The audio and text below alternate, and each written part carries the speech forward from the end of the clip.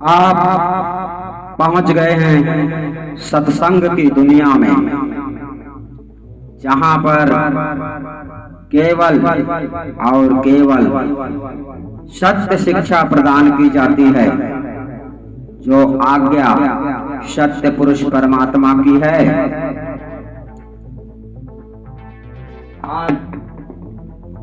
आज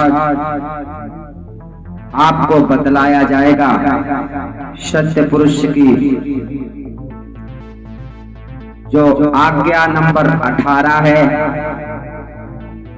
और इसी रास्ते पे चल के मनुष्य भव सागर को पार होता है। नियम यानी आज्ञा नंबर 18। सद्गुरु कहते हैं, सत्य पंथानुयायी होकर सत्य पुरुष की भक्ति का प्रचार करना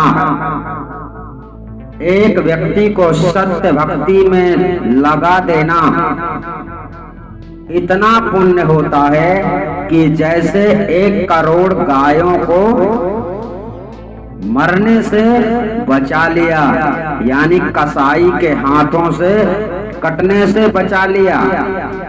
इतना पुण्य होता है एक भक्त को सत्य रास्ते पर उतारने का।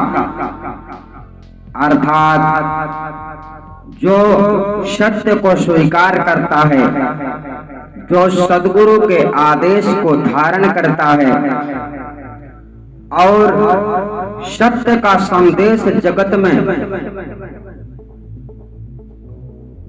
जीवों को जगाने के लिए सद्गुरु कबीर के ज्ञान का जो प्रचार करता है,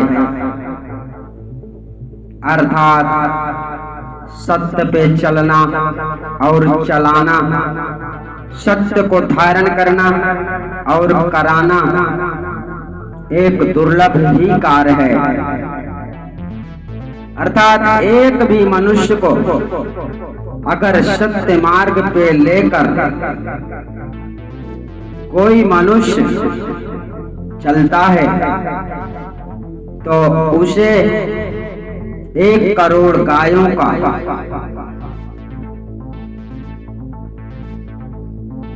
पुण्य प्राप्त होता है। जैसे आपने 1 करोड़ गऊ को दान में किसी को दिया हो, इतना पुण्य होता है एक मनुष्य को सत्य रास्ते पर उतारने पर। सत्य पे जो चल पड़ता है वही अपने जीवन का कल्याण करता है और अन्य जीवात्माओं का भी कल्याण करता है। तो अब यहाँ आपको सद्गुरु के वचनों के अनुसार मान लेना चाहिए कि जो झूठ बोलते हैं, सत्य का नाम लेकर झूठ का प्रचार करते हैं, यानी सच्चा उपदेश सद्गुरु का संदेश नहीं देते हैं, केवल जीवों को भ्रमित करते हैं, तो जब एक भक्त को सही रास्ता देने पर 1 करोड़ गायों का पुण्य मिल सकता है, तो इसी प्रकार से गलत मार्ग में ले जाने वाले वंचक गुरुआ लोगों को भी एक मनुष्य को भ्रमित करने का दंड करोड़ों गायों को मार देने के बराबर दोष लगता है। यही सद्गुरु का आदेश है।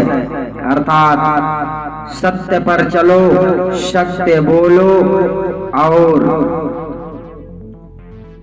सत्य को स्वीकार करो, सत्य की निंदा ना करो। सद्गुरु का यही संदेश है।